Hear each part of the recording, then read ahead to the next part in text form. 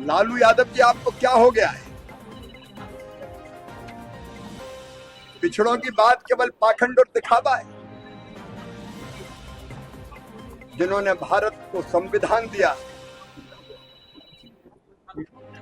जिसमें आरक्षण का प्रावधान किया गया, ऐसे भारत रत्न डॉक्टर बाबा साहब अंबेडकर का आप अपमान करते हो। मन विक्षुब्ध है और तकलीफ से भी भरा है। जो अपमान उनकी तस्वीर का किया गया है,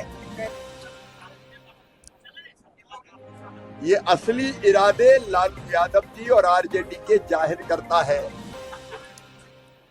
हाथी के दांत खाने के और दिखाने के और।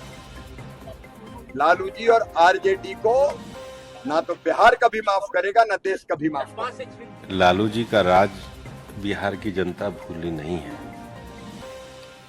लालू जी के राज में सबसे ज्यादा अन्याय अति पिछड़ों और दलितों पर ही हुआ है। और आरजेडी में तो उनसे बड़ा कोई फिलोसफर है ही नहीं। वो खुद ही अपने अहंकार में इतने डूबे हुए। ये तो वो जो दृश्य भी जो है वो यही दिखाता है कि वो उनका अहंकार है। और इसलिए देश की गरीब, अति पिछड़ा, सामाजिक न्याय में विश्वास रखने वाले ये सब लोग जानते हैं। और लालू जी ने जो तस्वीर को पैरों पे रखा है, ये देखकर हमारा भी दिल बहुत दुखा।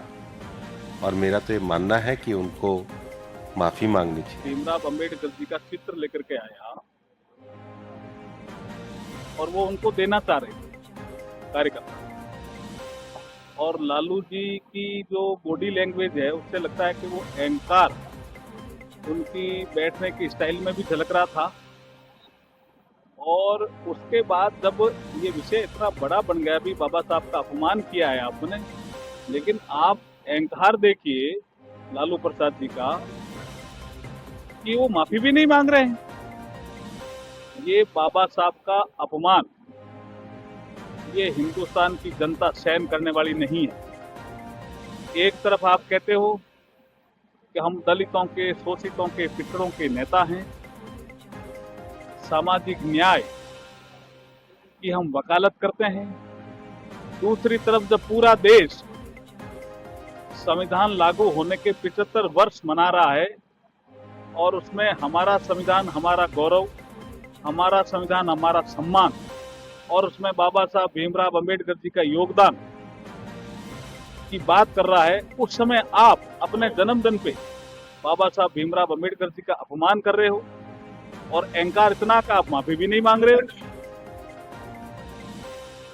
इसकी हम घोर निंदा भी करते हैं। और बिहार की जनता आने वाले समय में लालू जी को सबक भी सिखाई।